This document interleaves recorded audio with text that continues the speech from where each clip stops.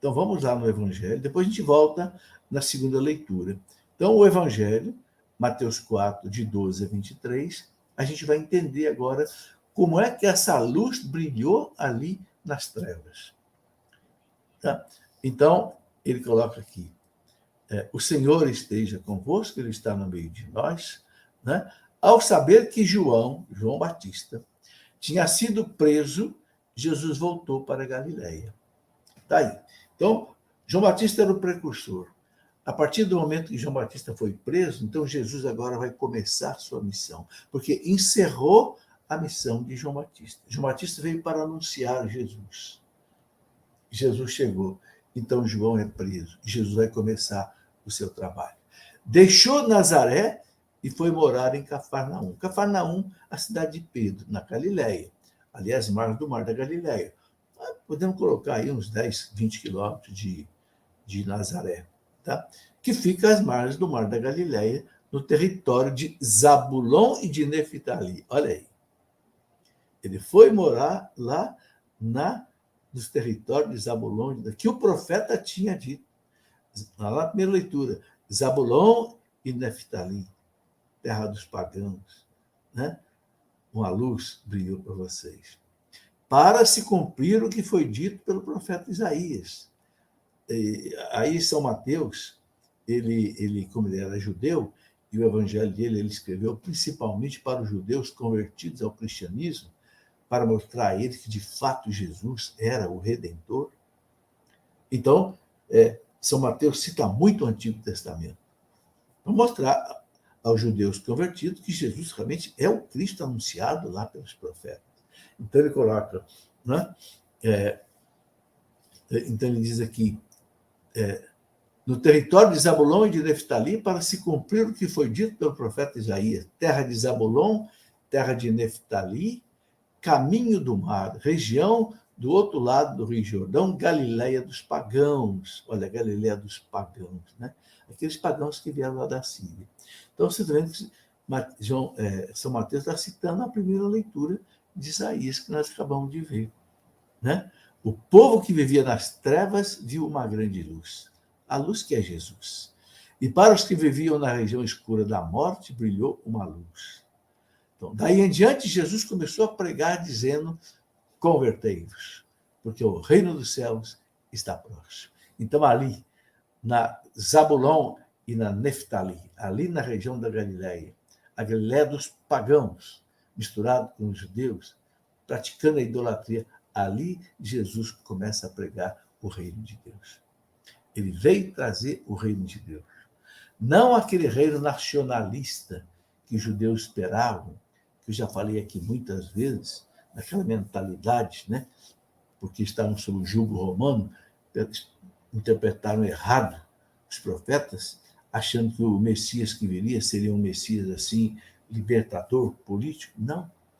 Jesus vem falar do reino de Deus, da conversão. Daí em diante, Jesus começou a pregar dizendo, convertei-vos, porque o reino dos céus está próximo.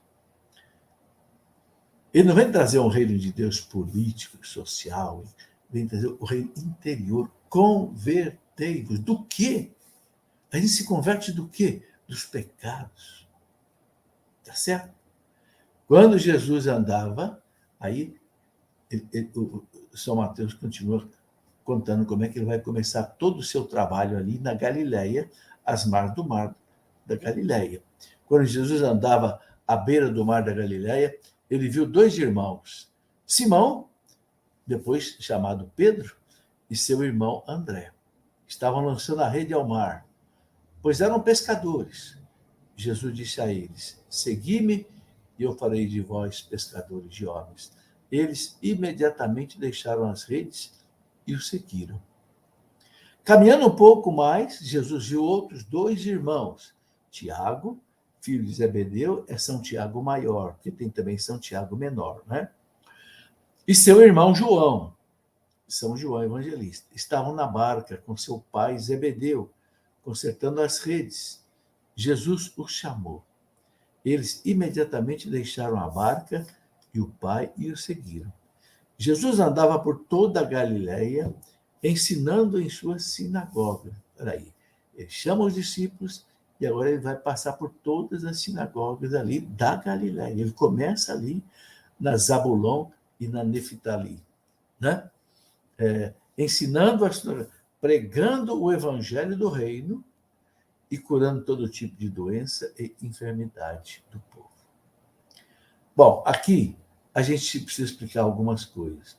Dá a impressão que, né, é meio fantasioso, né, Jesus chamar os Tiago e João e eles largarem logo a rede, deixar o pai, né? Chama Simão e chama André, os dois também deixam tudo e já seguem Jesus.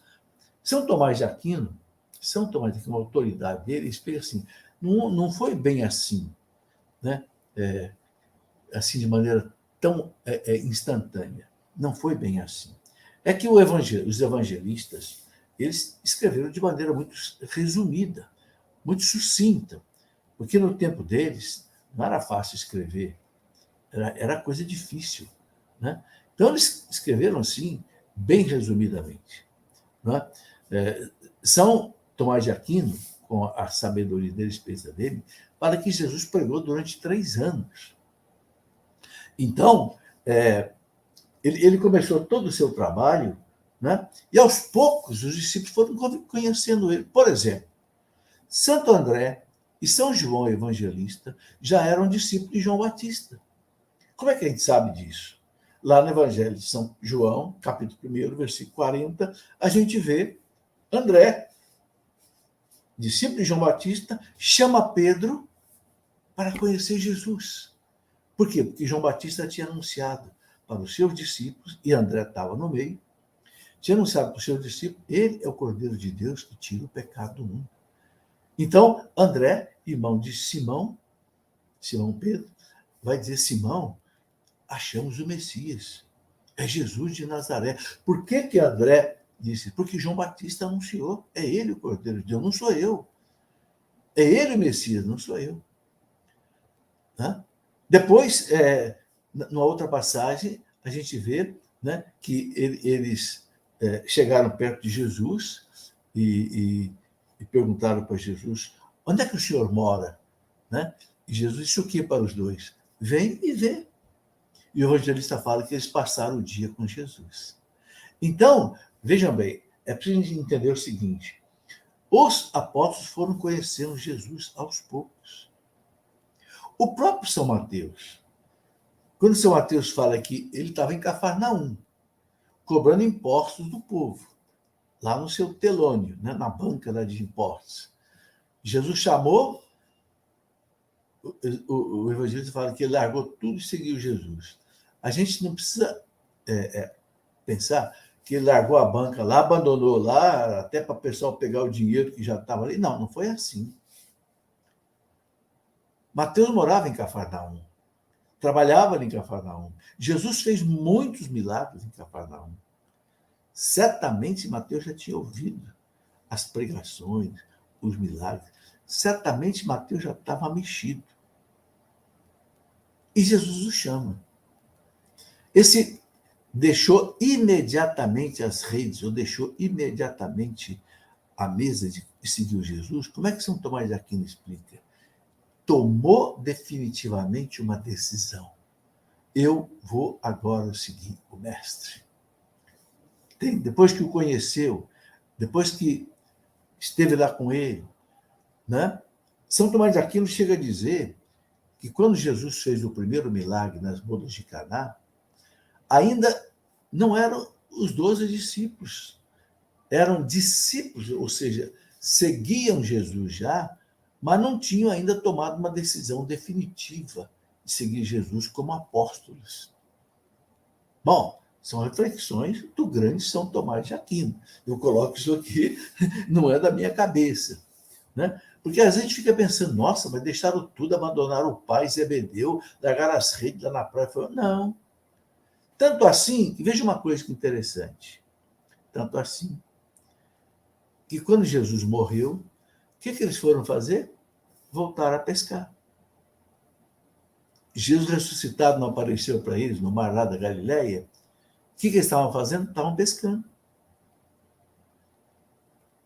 Voltaram lá para as redes do pai e tal, estavam pescando. Aí houve até aquela pesca milagrosa, né? Jesus perguntou: vocês pegaram algum peixe? Não. E eles não sabiam que era Jesus, né? Depois que São João reconhece, fala: é o Senhor. Mas antes eles não sabiam. Então Jesus disse: lança a rede para o lado direito da barca aí. E eles pegaram 153 grandes peixes. Então, por que eu estou colocando esta explicação? Porque para nós também é assim. A gente não segue Jesus de imediato. A gente vai conhecendo Jesus. A gente vai conhecendo a palavra de Deus. A gente vai conhecendo, né, a igreja, o que a igreja ensina. A nossa família que nos educa para Deus. Aí chega uma hora que na sua vida você fala: bom, agora eu vou seguir Jesus. Agora eu vou entregar realmente a minha vida nas mãos de Jesus. É esse imediatamente que os apóstolos, né? É aquele momento em que Jesus fala para eles, né? Eu vou fazer de vocês pescadores de homens. É claro que para alguns vai ser uma vocação sacerdotal, religiosa, uma vocação definitiva, apenas para fazer o serviço de Deus. Para a maioria que vive no mundo, nos trabalhos profissionais que são importantes, né? Jesus também chama. Jesus chamou os apóstolos no meio do trabalho deles. Mateus, lá cobrando impostos, Pedro, Tiago, João, André, pescando. E chama a gente também. Então chama você que está dando aula, chama você que é um pedreiro, chama você que é, não sei, carpinteiro, chama você que é eletricista. Vem comigo, né? Não precisa deixar a tua família, não precisa deixar a tua esposa, não. Vamos trabalhar na igreja. Tem final de semana, tem o tempo livre que você tem, pode chamar. Então, esse chamado de Jesus, né, aos apóstolos é um chamado para nós também. Né? O cristão tem que ser discípulo e missionário, porque ele é membro do corpo de Cristo. É isso que nós precisamos enfatizar aqui. Né? E outra coisa que a gente precisa pensar bem, Jesus está falando do reino de Deus e está nos chamando à conversão. Duas coisas que, nessa liturgia de hoje, a gente tem que meditar. O reino de Deus é uma intervenção salvadora, especial de Deus na vida da humanidade. Nós estamos todos dominados pelo demônio com o pecado original. Cristo veio para nos libertar. E vem instaurar o reino de Deus. Então, ele nos convida à penitência, né, e à conversão. Penitência, não vamos pensar só no sentido de vou fazer uma penitência, vou fazer uma mortificação, vou fazer o jejum. Não, isso também é penitência. Mas a penitência que mais importante, que Jesus fala, é a mudança do coração, é a mudança de vida, a mudança de comportamento. Cristo apresenta para nós uma nova proposta. Ele quer que a gente o siga e testemunhe. Né? Ele fala claro, né? A partir de agora, tem que decidir. Ou está comigo ou está contra mim. Lá no Evangelho de São Lucas, capítulo 11, no versículo 23, ele fala isso. Quem não está comigo está contra mim. Então, quando o reino de Deus se manifesta diante de nós, é momento de tomar uma decisão. Eu quero viver como cristão ou não quero viver como cristão? O mundo está se dividindo, vocês estão vendo. Vocês estão vendo. O mundo que segue a verdade do Espírito Santo e o mundo que segue a mentira do demônio. Né? Diante de Jesus, ninguém fica na coluna do meio. Ninguém fica, não, em cima do muro. Tem que se decidir.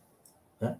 E essa conversão que Jesus pede para nós, gente, depende muito da nossa humildade. Humildade em que sentido? Reconhecer o nosso pecado. São João fala, aquele que disser que não tem pecado é mentiroso.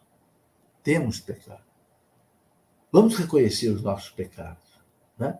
E a conversão de cada um de nós, gente, é um processo que dura a vida inteira. A conversão não é só uma vez na vida, não. Não.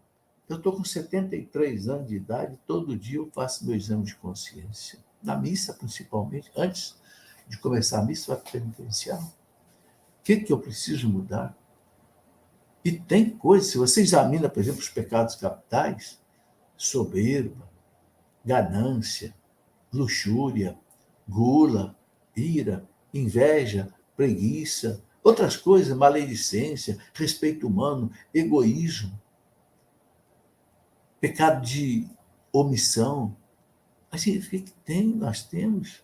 Então, nós temos que ser humildes, reconhecer o nosso pecado continuamente. A conversão é o contínuo, até a nossa morte. Entende? Mas aí a gente vai se aproximando de Deus. Né? Tudo isso é muito importante. E esse reino que Jesus veio trazer, esse reino de Deus, é um reino que também é nosso. Né? O Papa João Paulo II gostava de dizer o seguinte: quem é que vai participar do reino de Deus? São aqueles que ajudarem a construir o reino de Deus. Quem trabalhar pelo reino de Deus, quem rezar pelo reino de Deus e quem sofrer pelo reino de Deus, vai participar do reino de Deus. 3 coisas. Reparem que eu falei: trabalhar, rezar e sofrer. Nós rezamos: venha a nós o vosso reino. Seja feita a vossa vontade. O que é o reino de Deus? É o reino onde Deus domina sobre todos nós. Deus reina sobre todos nós.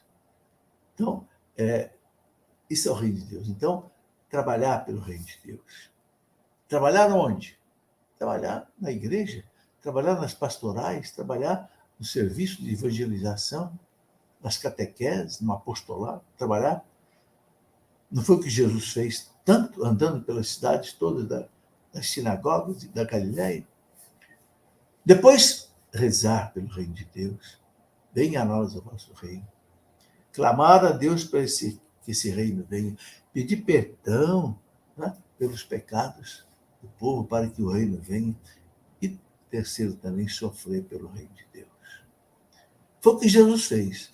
Jesus trabalhou muito, Jesus rezou muito nas madrugadas e Jesus sofreu muito. São as 3 maneiras que a gente pode trabalhar pelo reino de Deus. Eu me lembro aqui de uma história muito interessante, né? Aliás, 2 histórias muito interessantes. Eu já contei aqui, mas eu vou repetir porque são 2 histórias assim, edificantes. Teve um cardeal lá da Tchecoslováquia, no tempo ainda do regime comunista, que caiu em 1989, né?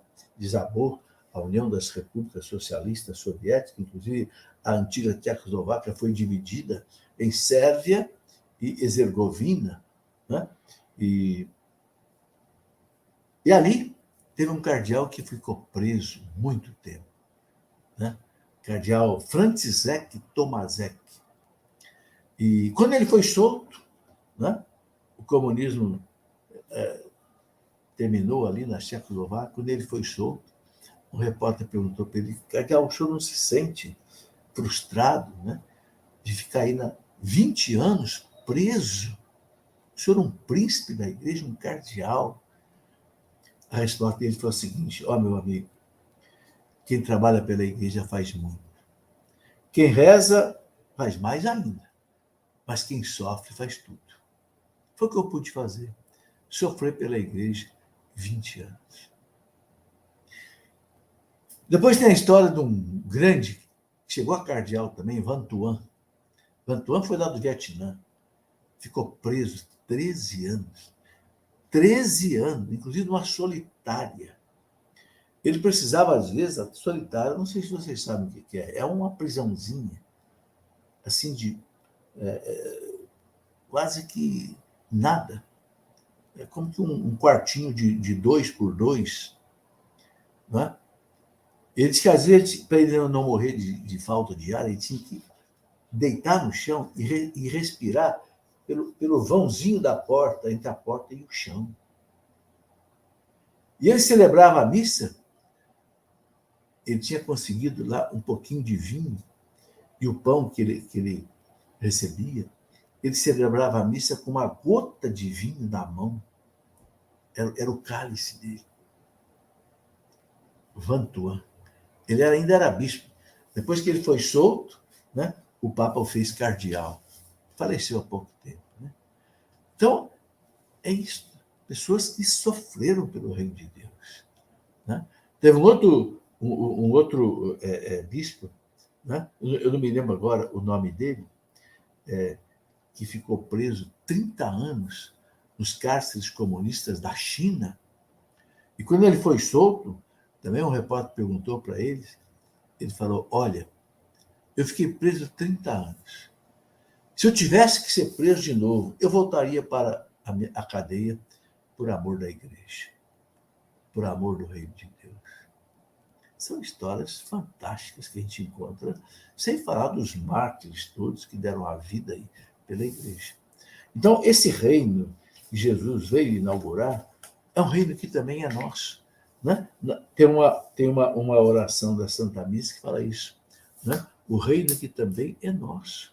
Nós somos responsáveis por esse reino. Então, na medida que a nossa fé nos ajuda, a gente precisa trabalhar por esse reino. Cada um nas condições que Deus lhe der. Nas condições, conforme as portas que Deus abrir para você evangelizar, a partir da sua família, não é? Trabalhar pelo reino, rezar pelo reino e sofrer pelo reino. Oferecer a Deus. Não precisa você ficar procurando sofrimento, não. Deixe que o sofrimento procura você. São Francisco de Sales dizia que a melhor penitência que a gente faz não é aquela que a gente escolhe para fazer, não. É aquela que a vida coloca para a gente. Então, esse sofrimento que a vida já coloca para você, oferece a Deus, pelo reino de Deus, pela edificação do reino de Deus. Amém? Era isso que eu tinha para colocar. Que Deus os abençoe. Conceda a todos vocês um domingo cheio de graças, cheio de bênção, né? Para que tenham uma semana realmente abençoada. Amém. Em nome do Pai, e do Filho, e do Espírito Santo. Amém.